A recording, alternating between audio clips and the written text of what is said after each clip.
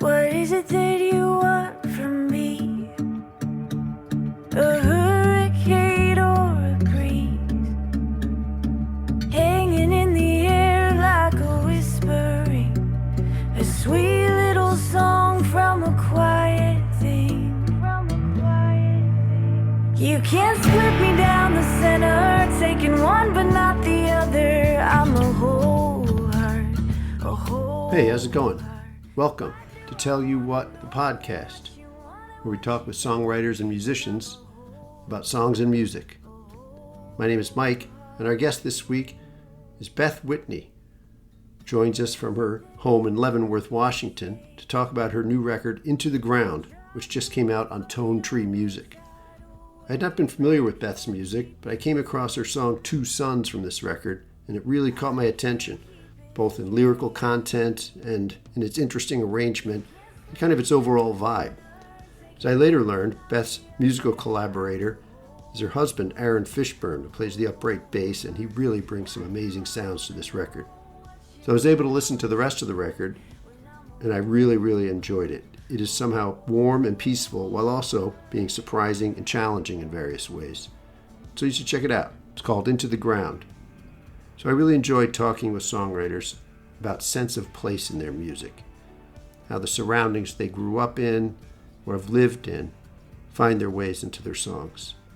On other episodes, we've heard David Wax talk about how his time in Mexico has influenced his entire approach. We heard the Small Glories, who write stories about some of the favorite places in their native Canada. We heard Pony Bradshaw talk about the entire album he wrote based on the characters and landscapes of the Georgia mountains that he calls home. And here, Beth Whitney talks very directly about the importance of her home in Washington State in her writing. Interestingly, the home Beth talks about is not the rainy, spooky Pacific Northwest that comes to my mind, but instead, it is the high desert of the more eastern Washington, land of mountains, snow, and sun that inhabits her songs. Beth, in fact, says something like, if it weren't for sense of place, she's not sure what she would write about at all. I need to mention something else about our discussion here. I am always so grateful to these artists who take the time, an hour or more, out of their busy schedule, often during record release time, which is an even busier time for them than usual, to talk with me and be so present and thoughtful in our discussions. Beth's case, I'm particularly grateful, as I did not know this beforehand, but it came up in our discussion that she had just recently, in the previous 2 weeks in fact, lost two very close family members, with her sister and her grandfather both passing away. Obviously, this was a very difficult time for Beth, but not only did she make the time for this discussion, but she also talks very movingly and eloquently about how these two important people are present in this record she created. So special thank you to Beth. I feel blessed that she chose to share her time and those thoughts with us while all of this was so fresh and raw for her. Special shout out to Sarah Bennett at IVPR, again, for not only turning me on to Beth's music in the first place, but for making this discussion happen as well. Really appreciate it. So let's get to it. Here's our Tell You What discussion with Beth Whitney. What is it that you want these days? A drop in the bucket or a tidal wave? I can't keep it straight. I can't keep it straight. I'm a whole heart. I'm a whole heart. I'm a whole heart. I'm a whole heart. Okay, Beth Whitney, welcome to Tell You What, the podcast. Thanks for joining us today. Hey, my pleasure. Thanks, Mike. As we record this, we're a couple months away from your record release, right? Yeah. When this is out there, the record will be out. But right now you're in kind of that period of waiting for the record to come out, but the singles, the songs are kind of being released a little bit here or there. They're making their way out. It's kind of an interesting time for you, right? Yeah, it's always, well, I liken probably too many things to being pregnant. It's like being really pregnant, and you're just, it's like, it feels like you're 9 months pregnant for about a year with an album. It's just, you've made it, and you want to release it and let it start growing up, but you have to wait a little bit. Yeah, it's a long wait, right, from when you feel like you're done with it until it gets out in the world. Yes. Yeah, by the time you finished it, you know those songs all the way through and all the way back, and you feel like it. So then it's kind of shocking when it's new to someone, when they hear the song and they're like, "Oh, I love your new song." You're like, "Have I written this?" Oh, yeah. Yeah. But it's also a little bit interesting now versus maybe when you released your first couple of records, how the songs kind of make their way out before the album does. Is that kind of a newer thing for you? Yeah, and it's been really cool to work with Tone Tree. They really have a good, I don't want to say method because it's more romantic than that. Just sort of releasing little bits as you go along, and it helps, I think, as listeners to hear each song on its own, because when you get a whole album, some people are good about just really sitting down with an album and listening through and giving each song some breath, but just doing a little bit at a time this way over a few months, each song gets its own little place. And it's been neat to just work with them and have them sort of guide me on how and when to release things, to just honor the songs the most and honor those who listen. So, well, I'll tell you, it worked for me because one of your songs caught my attention, one of the singles from the upcoming record. So in that sense, awesome. That's how I came across this and how I will then be looking forward to the record, the full record. Nice. So let's travel back in time for a bit if we can. You grew up in the Northwest, right? Western Washington. Yeah. Yep. Can you talk about the music and maybe other creative influences that were around when you were younger and how some of that maybe finds its way into what you're creating now? Yeah, I grew up at 43 feet above sea level. I don't know why that was the first thing that popped into my head. But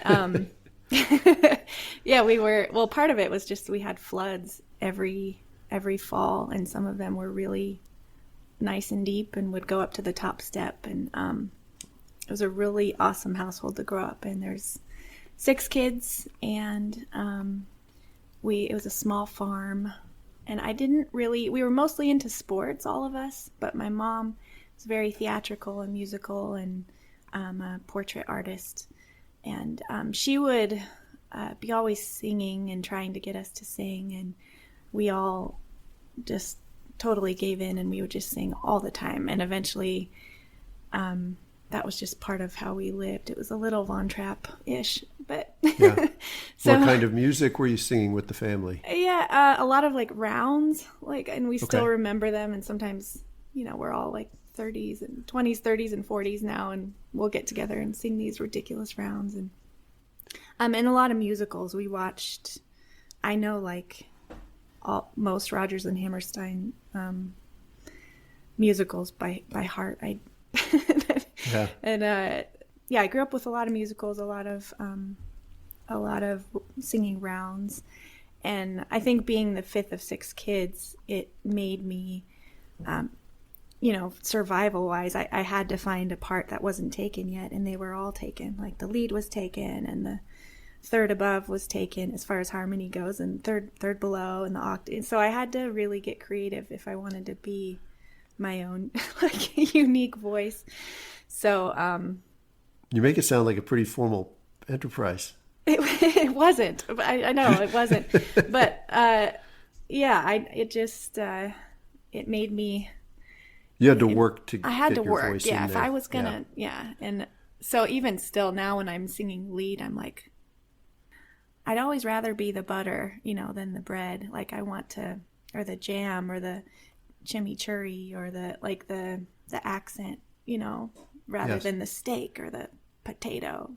So singing even my own songs and my own music and singing lead is I like that. But when we get to the part where I'm singing harmony or I'm trying to, add little things, that's my favorite part. It's kind of a small part actually of recording, but so I grew up big family, singing a lot in cars, and we were sort of known as a family that would just break out into song. And we went to this little church in Maltby, near the Maltby Cafe, this really famous breakfast spot. But next to it, there was a church, and we pretty much were the children's choir. So we just sort of, played softball and basketball, and then sang. And it was a really good place to grow up. At some point, you picked up a guitar. Is that right? Is that the first Yeah. instrument? Well, I did play piano. A little. We had a piano in the living room, so I played it and had some lessons early on. I was downstairs at that same church actually, and a guy, this really sweet man named Leroy. He was maybe in his 80s at the time, but he said, I think this was a compliment or maybe not, but he came up and he said, hey, what would you think about me getting you some piano lessons? Because I think he just saw me. I could take that differently, I guess, but I'm gonna say he saw potential is what happened. I'm sure that's what it was. That's what it was. And I said sure, and so that would be cool. And so from when I was like 7 to 10, I had piano lessons, and then guitar I picked up I was 15 or 16. I had done a exchange program in Australia, and their school semesters are from July to November. Was that seems like a really long time. Anyway, that was the season I was there, and then when I got home, having finished my semester, anyway, I had all this free time, so I started to kind of play around with guitar, and then later on, when I started the softball season, when I finally got back in school, I broke my finger in our first game, and I like my index finger on my right hand, which is like a needed thing for softball, and sure. and I was a pitcher anyway, so I had more free time on my hands, and around that same time I was given a guitar by that same man actually at church. He reached out, and he said, could you use this? And he reached out the guitar, and I looked at the guitar, and I remember thinking, like, can I use this? Can I use this? Can I use this? Can I use? I got really existential about it, and then I said yes, and I reached out and started playing guitar at that point. But it was so fun. It was just a delight to bring it home and see how chords and melody are like. It was like the shortest bridge I've ever crossed. It was like interesting. Like it was waiting for you. Yeah, like I'd written poetry and I loved melodies, and apparently as a little kid I was a weird kid, I guess. But I would just like wander in our field and hum to myself, and like we had this big field of tall grass that was like taller than me, and I would make these tunnels in the grass and hum, and that was what I did with my time. Well, so when you got the guitar, did that lead you to start writing songs, like formally writing songs? I probably, if you'd said formally, I would have laughed at the time, but yeah, it was that was the bridge. It was just like, okay, I've always hummed and sang, and then I'd always written poetry, and I hadn't even put those two together. And then I got a guitar and started learning a couple chords, and then they kind of fused into this songwriting thing, and it was just funny. It was like, for some reason, really funny to me. Like that's it. That was the mystery of songwriting. Like that's what people do to, anyway, it's, that's interesting. You grow and you learn, how songs can be better and everything, but basically. So would you say it was songwriting, that creative outlet, that drove you into music rather than wanting to continue to participate in music more generally? Yeah, I think it was, the one of the first reasons I wrote a song, and I wish this was a more romantic answer, but I had a school assignment it was for sophomore English, and I was supposed to I was supposed to do anything. You could do anything, but it had to be, they gave us a topic, and you had to just research and do, it was so open-ended. And I had procrastinated, which is that's become what you do. Yes, yeah, I'm afraid that's what it is. But I procrastinated, and then I was like, oh, I just got a guitar. Maybe I'll write a song for it. And I wrote a song for it, and I was like, this is, when you turn in an assignment and you're like, oh my gosh, if I could fake sick or break a leg, like that would be ideal right now. But anyway, so I ended up writing this song, and I went in and I performed the song for the class, and I finished just sort of like, oh my gosh. That was pretty bold. Yeah, but I needed to do a project, and but after I finished, like the whole, it was like a standing ovation. They all like jumped out of their seats and clapped, and I was like, what? And then, that's great. Yeah, it was just sort of this, and so to me, that's not a very romantic answer, because it was like, yeah, but I could, I loved. Let me try and put a point on the romance here. How long between when you were handed the guitar and you performed that song? Let's see. Well, sophomore English, so it would have been a few months. Yeah, probably. That's pretty interesting, right? Yeah, I guess I can give a little credit there. A few people would have be performing their first song that they wrote 3 months after being handed the instrument. Well, I think it's part of the fifth kid syndrome too. Like anything that, if you can get a little bit of, like getting a little bit of attention is survival when you're a fifth kid, because you're far down the line, and yes. You have to. I was the eighth out of 9, so I know where you're coming from. Yeah, and you're not even quite the youngest, so you're not even you're not really babied, and you're not really right. Yeah, you're the forgotten one, basically. Yeah, you have to, and you learn like. So that was one of the first songs I wrote. And I think deeper than that, what was happening was I found a way to connect with people, and in this new way that I hadn't really done before. And I'm this odd combination of theatrical and shy. And I've always had like a couple close friends, but sort of a general feeling of loneliness just throughout my whole existence, and it not really a tangible loneliness. Doesn't make a lot of sense. A lot of siblings, and I did have friends, but it's like just this general loneliness that's followed me. But then there's these moments in music where I suddenly feel like, oh, here I am, and here you are, and we're in this moment where we are not lonely, both of us. And so I think that's what was happening in the class. And I think, I think that's the thing I've been pursuing and following ever since then. It's like I don't want to say weapon, but for lack of better, tool to combat. Well, yeah. Like I said, I do want to say weapon. It's like a weapon against loneliness. It's like or a tool to foster connection, I guess. Right. Would be the positive way to put it. You had talked about poetry, writing poetry before this. So now you're starting to write songs. Are you now then thinking, oh, I used to write this poetry, now I'm going to write this poetry but set it to music? Or did you think of it as a new and different thing?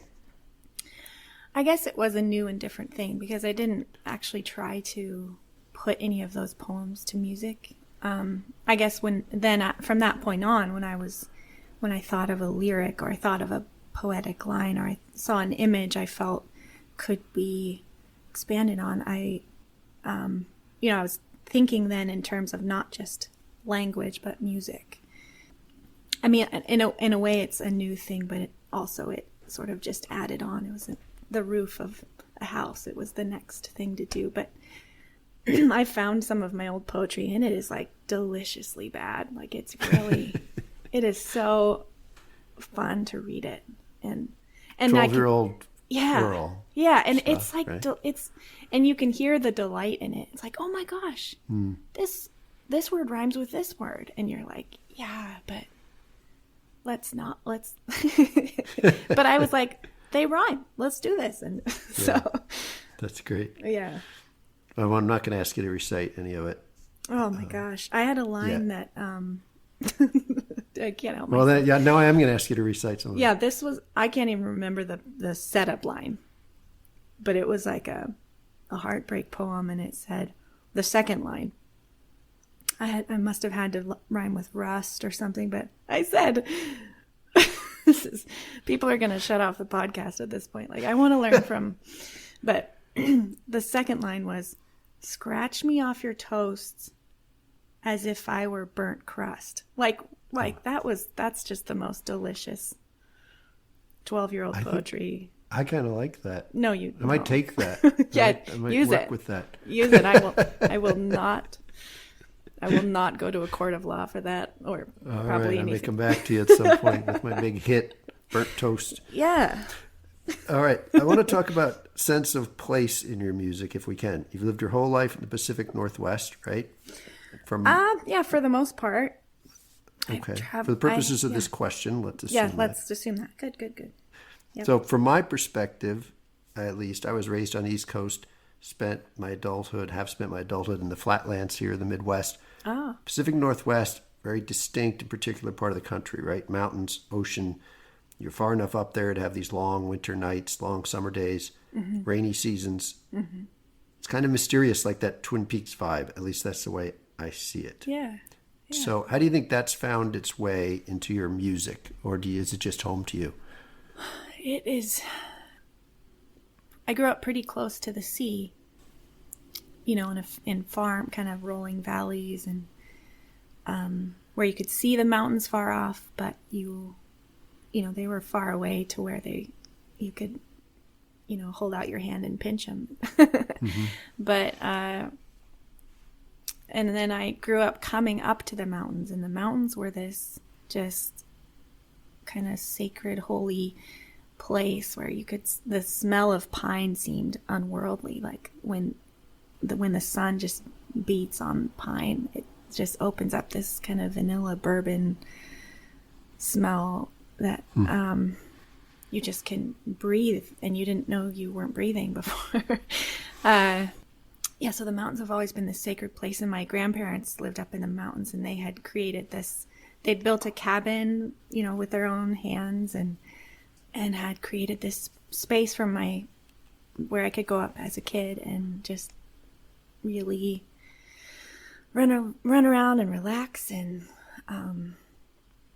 so moving up here seemed like that just didn't ever seem real, and so there's always been kind of this dichotomy, but even just from the, Western Washington, where in that rainy, kind of foggy, mysterious, very green, luscious space, to the mountains where it's, dry pine, 8 feet of snow in some places in the winter, very seasonal, like thick snow, and then hot heat, and a little bit of rain in between the seasons. And they're very, very different where I grew up and where I am now, and they're only 2 hours apart. So I do find that, I do find it kind of coming in and out of the music everywhere. And the last couple albums I've done, I wrote up in the mountains, and the music I'm writing has really taken just this wilderness theme without me really intending it to. I have like a song about raven, and then on this album, huckleberries. There's just like all these different, and wild roses, and I'm finding a lot of wisdom and parallels, and in the setting itself. And it feels like back in sophomore English class, like that felt like cheating, because it was a delight to just put this, topic to music. And then here I go for a walk, and I see these wild roses coming up out of the snow, or in this springtime, or I go out in the dead of winter, and I know that there's wild roses underneath there in this meadow. There are wild roses, and they're just sleeping under the snow, and they're totally fine with that. And the songs just sort of write themselves. So yes, setting is if that's what your question was. Yeah. No, that's great. Yeah, it goes all throughout, and I don't know what I would write about without without setting. Yeah. Your husband, Aaron Fishburne, Yes. is your frequent collaborator, Yes. right? Yes. So can you talk a little bit more, you started to, about how you work together? At what parts of your process are you including Aaron? You bring him early ideas, kind of finished things, and how's that working? He's a really good match for me because he, I think early on when I started music, I mean, to be honest, like that standing ovation, I was like, yeah, okay.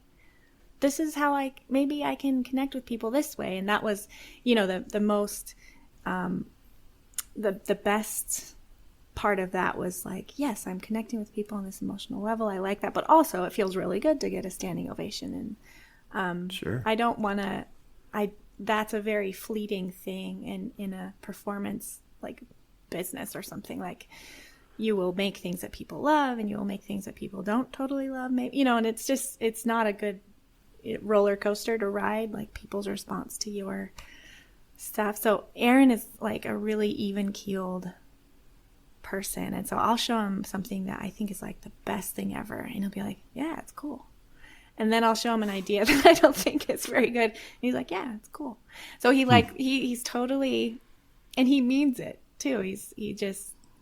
But he's not really flowery with how he responds. It's just he's a really good listener.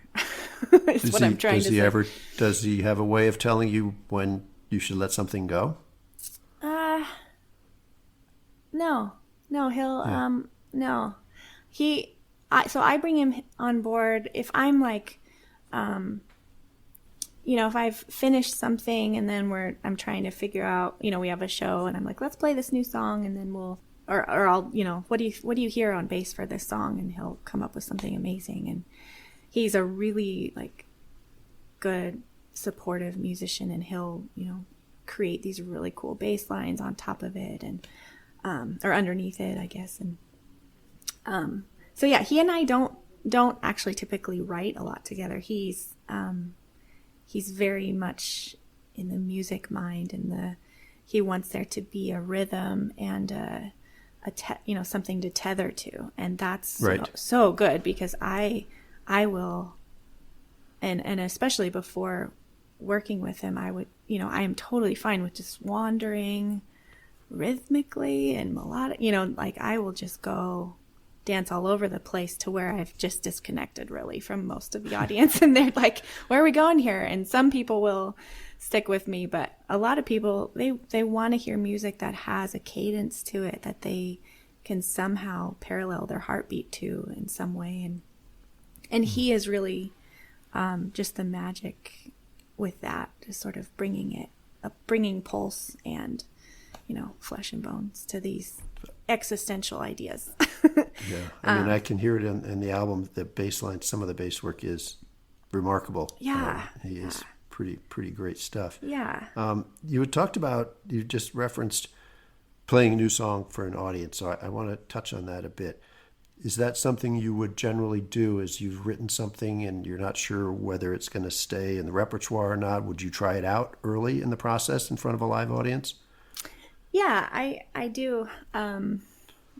That's what I really loved about playing early on, were these open mic settings where you could just, you could play. And for some reason, right, when you play it in front of an audience, all of a sudden you're like, oh, that line is not great. Or like, right. Oh, that. Even if there's not an actual reaction, you get that sense, you're saying. Yeah, you're like heightened to what's happening, what you're performing. Or like, wow, I'm losing it here. I don't quite have this part figured out, or this needs a bridge, or I've totally, it's a really interesting thing that happens, isn't it, in that setting? Yeah. And yet now you've been a year, I'm guessing, without that ability. Yes. Right? Yeah. Let's talk about the album a bit. Let's talk about some of these songs. Sure. I want to talk about the song Two Sons. Yeah. This was the song of yours that caught my ear. I wasn't familiar with the music before, and I heard this, and it really caught my attention. maybe because the parable of the prodigal son has always been kind of figured big for me for some reason. And I've found that when I became a parent, it became kind of more clear to me that this was a story not about the prodigal son. It's a story about the parent, right? About maybe unconditional love. Yeah. And maybe what you're getting at here, related concept about the concept of home, what creating a home means, right? Yeah. So can you talk about how this song came about and what it means to you? Yeah. I think it might tie back into that loneliness. I'm reading the Walden Pond, Henry David Thoreau, or that quote's in there of like, leading lives of quiet desperation. Right. And, and hearing that this morning, I have it on audiobook right now. I was just, maybe that's the same thing. Maybe he's talking about this loneliness. But yeah, that song is, the first few lines are pretty much word for word like what Jesus said. He says, there once was a man who had 2 sons, and the younger one said to his father. And then from there, I kind of, I make it rhyme, I make it fit and everything. But it's pretty much the story straight on, which is what I was hoping to do. Because there's no any like parable or story. I just want to stick to it and let the story like do its work. But in the bridge, I definitely come in and just this, it says, I'm miles and miles from home. I'm miles and miles from home. And that's one of those moments, when I have performed that and I'm singing that line, I'm like, it's one of those times where I'm like, here I am. This is what I've been trying to say. This is, do you hear me? Like I feel like I don't know what a home is. I don't know where that is. And I'm even in my own being sometimes, like I don't recognize my hands. It's this disconnect, and I don't know what. I know I'm vitamin D deficient. Maybe it's that, but like, I think it's this. But I just imagine, when he's walking home and he says, I'm miles from home. And I identify with that so strongly. Even sometimes when I'm sitting right at my home, at my dinner table, like, it's a very chewy story. There's a lot. It really is. It's very short and very chewy at the same time. And yeah, like, good job, Jesus. Yeah, that was clever. There once was a man who had 2 sons, and the younger one said to his father, give me what is mine and cut me from the vine. I'm headed to the city, it's my time. But money has a funny way of running low, and all you know is now. We'll take you in and shake you thin and leave you someplace dark. It'll take you in.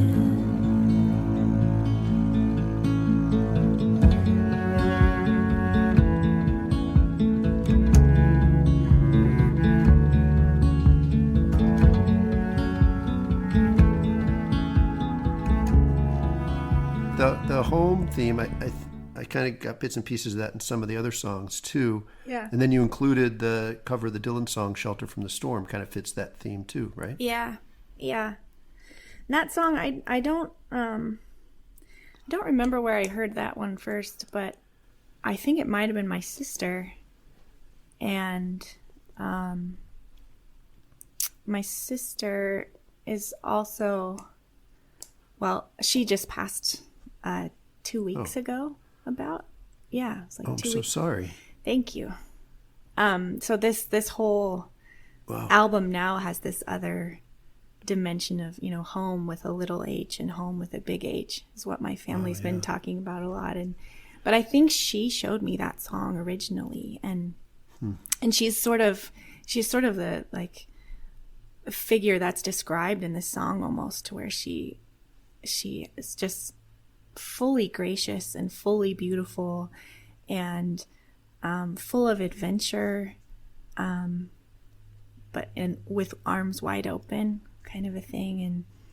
And so yeah, this whole season has been so strange. She had cancer that she was diagnosed 2 years ago, and she's been in hospice for about 6 months or so. Okay. And we've had a really good last 6 months. She was over on the west side of the mountain, so about an hour and a half from where I am. And I got to go and see her. She was doing an at-home hospice, Right. which I'm so grateful for, because God bless those hospice people. oh my goodness. Yeah. So a nurse, Right? yeah, I know. And a nurse would come and take care of her there. But then, we were able to come and visit. And so we had some really good memories in the last couple years, and especially in the last 6 months. So yeah, Your sister is kind of inhabiting this record in a way. Yeah, I would say, and then I was so pulled for some reason to include this Shelter from the Storm song on there, and that was before we knew, which direction this was going to go with my sister. And I see her in it a lot, even more now. So yeah. Okay. And suddenly I turned around and she was standing there with silver bracelets on her wrists and flowers in her hair. She walked up to me so gracefully and she took my crown with thorns. Come in, she said, I'll give you shelter from the storm. Let's talk about the song Wild Horse. Sure. It's another great song. The vocal delivery kind of reminds me of Suzanne Vega, if that makes any sense to you. Oh, okay. I'm showing my age a little bit here, I think. But I love the line, when the general makes his list, I am hiding in the midst. It's a great rhyme, and it really works. It really grabbed me. Yes. This one is a useful and good rhyme. Oh my gosh. It fits. I read this song came about as a collaboration of some sort with a dance project. Yeah. Can you kind of walk us through that in terms of process, where you maybe have a different kind of prompt for a song versus maybe one of your other more standard procedures? Yeah, this one's weird. It came in to being in a very cool but odd way. When I was little, I had my first lucid dream, where you realize you're asleep and you don't wake up. Yep. Yeah, where you don't wake up. Do you have those too? I do. They're really fun. Oh my gosh, it's the best. In that moment when you're like, okay, I'm dreaming, but you don't want to wake up though. You like somehow you're in control. Yeah, but you have to. There's like you can wake yourself up just by realizing that. But anyway, my first lucid dream I realized I was dreaming, and I said, oh my gosh, I can do anything I want. What do I want to do? And I decided as this little girl I wanted to ride a horse. And so along comes a horse, and then I hop on the horse, and it even had like knelt down for me, which doesn't, as long as you're dreaming, why not make it easy? So sure. Knelt down, I jump on his back, and we take off, and we run through like meadows and up hillsides and even like through traffic. I remember like there was stop traffic and we were just galloping through like a motorcycle, but cooler. And and there was just this freedom and this lack of fear. And then with this song, I was asked by the Seattle International Dance Festival to collaborate with a dancer. So they put me and a dancer together and just said, create something together. And that was the assignment. And that's fairly open. It was very open-ended. And I mean, we kind of assumed like, okay, so probably I will be making a song and you will be dancing. So we narrowed it down to that. And I got together with this awesome dancer named Elise, and we just talked, and she said, I was saying how I'd been thinking about this feeling of disconnect between my like who I am on the very, very inside, and then who I am in the world, and kind of this, in my ideal, I'm not afraid, but in real, I am afraid, and then kind of built the song around that. And I started playing music, and she started dancing, and then we just kind of kept it growing from there. And so when you're working with the dancer, was there feedback? So was the dance feeding back into what you were writing and changing as it went along? Yeah, she would. Yeah, it was kind of an interesting, I don't know how it happened. Sort of like I would she would sort of dance and I would sort of play, and then she would do kind of a move that felt, that showed what disconnected might be. And it was sort of it was so surreal, because here's a dancer in front of me, fully in her body and fully dancing and fully bringing to life this idea of being disconnected to your own body. And it was just this really kind of freeing and healing experience in a way, because she heard me, and then she could do the second half of the song, because in the second half of the song it's saying, but when I'm asleep, when I'm dreaming, I'm alive and I can move, and I'm like riding a horse, and I'm riding it up into the stars and around and the universe. I'm fully alive and awake. And she could do that in her dance, like she, in front of me. And it was just this neat, maybe just the fact that I can conceive of this kind of freedom. Maybe that's something to celebrate, My feet are on the ground, but I wouldn't know it. I wouldn't know it, 'cause I'm stuck in my head for now, and up in my shoulders, up where I told you. When the general makes his list, I am hiding in the mist, staying low and singing all of this. And when the sun is gone to bed, pull the covers overhead, navy blue until it's black instead. We're singing stars, we're singing stars, we're singing stars. So can people find this online, the video and the song of the dance? Yeah, we're working on a music video. I'm trying to capture that, but we keep getting like held back with the video. But the song itself is out. It's called Wild Horse, and it's right. Hopefully there'll be the video with the dance sometime down the line. Yeah, I think probably in 2 months or so we should have it. I want to maybe release it when we release the album itself. Right. So when people are hearing this, maybe it'll be out. Yes. I'll put something in the intro or on the website about it. There we go. You can find it then. Yeah. Let's talk about the song Wild Roses. Sure.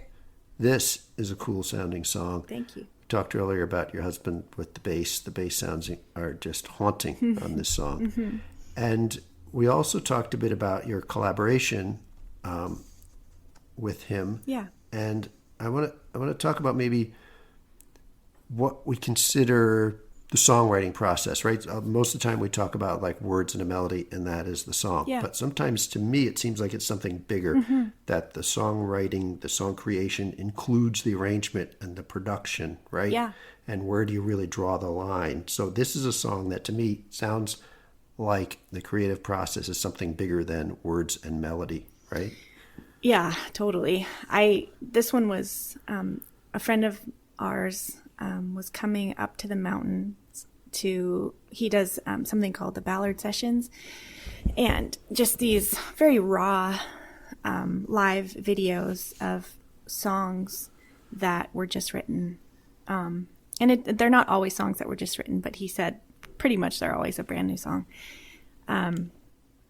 And he was coming, he's like, hey, what would you think about me coming up there and recording a video? And I was like, oh my goodness, that'd be awesome. And so he came up, and we were going to film the next day. It was very snowy. And I realized, like, I don't really have the song for this, actually. Like, I don't actually have... I wanted to honor his time, like, in his talent, because I love what he captures. And so the night before we were supposed to film, I just started writing, and it was the first time I've ever written a song with, like, intention of the type of song I wanted to write. Like, okay. I don't normally say I want to write a country song with, like, a, you know, sick backbeat. I don't normally do that. It's always like this lyric idea or this story, I would like to tell that. But this time I was like, I want to write a song that works in the snow, that has some ums in it. Like, I really wanted ums in it. Okay. and that that has this kind of waking up, you know, feeling to it. So that I went into it with that intention. And then as I was writing it, I remembered this meadow of wild roses. And so, yeah, just sort of went from there. And then it goes deeper into, you know, deep in the mountain, there's a humming, a flowing flame. Deep in your chest, there's a break, and the light comes in. And it's sort of this almost a nauseating patience for us sometimes to grow and to learn. And then, but it's good. Like, stick with it. So yeah, Aaron was definitely, he was like laying on the couch next to me as I'm writing that, and he would say, "Oh, I like that," or "I like that," and which was really helpful with this brand new song. Yeah. And then I was like, okay, and then, you know, can you do the ums, because it's not in my key? And yeah, I think he was thinking through how he would create the bed underneath, like this boom, boom, boom, and it kind of gives it this pulse. And on the album, on the single, you hear Natalie playing cello. Right. So those definitely intertwine, the bass part and her cello part. And she's just a master. Like, she came in, I mean, the biggest, like, this feels like cheating also in music. Like, you just get the very best people to play, and they just play these amazing things. And Natalie, both Aaron and Natalie, and are that way. And so Natalie came in and just sort of closed her eyes and, like, played, you know. That was and it's the counterpoint there between the really low bass line and the cello is just amazing. Yeah, I've been keep trying to learn viola, and I have a cello that I've borrowed that I keep trying to learn, and it's like it might be too late for me to, like, get this, but well, the standards around there are pretty high. Yeah, for string instruments. I wouldn't be able to play on my own music now. Deep in the mountain, there's a humming, a flowing flame. Deep in your chest now, there's a break in the light floods in. There's a break in the light floods in. These things take their time.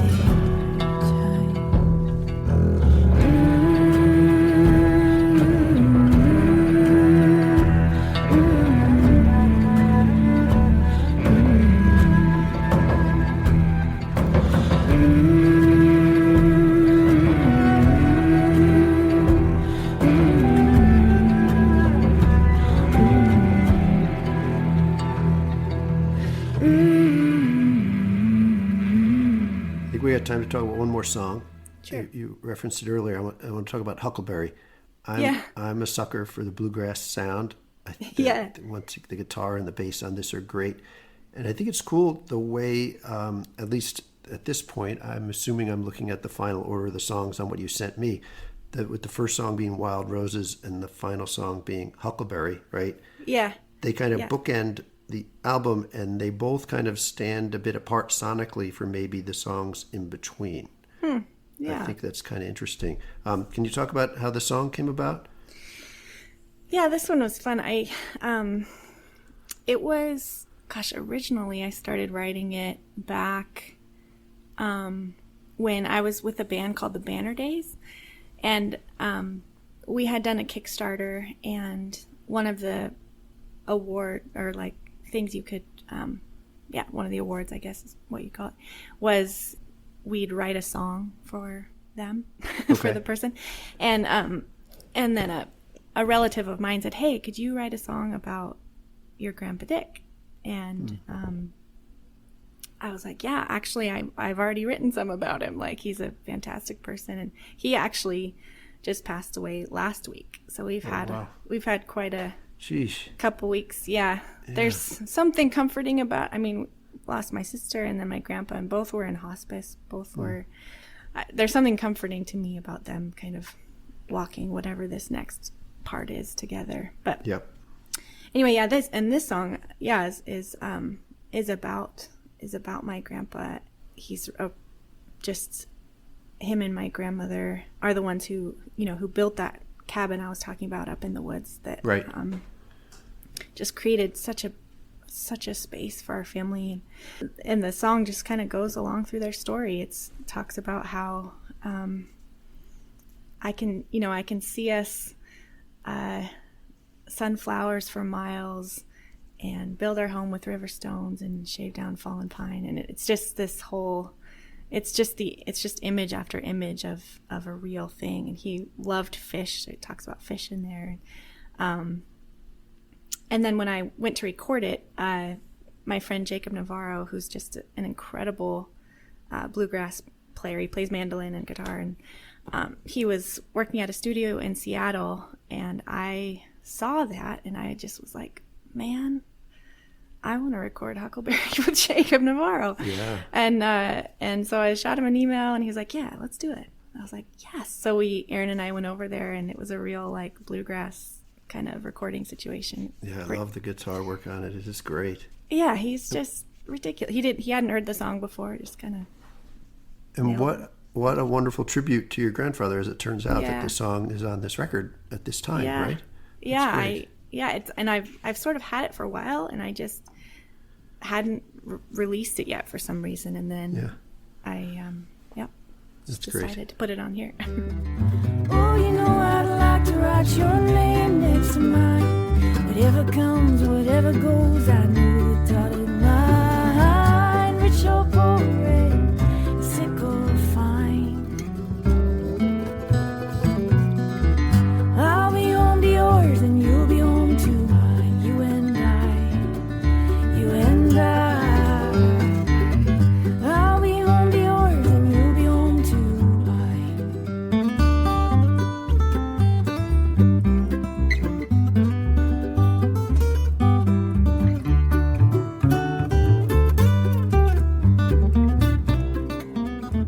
Okay.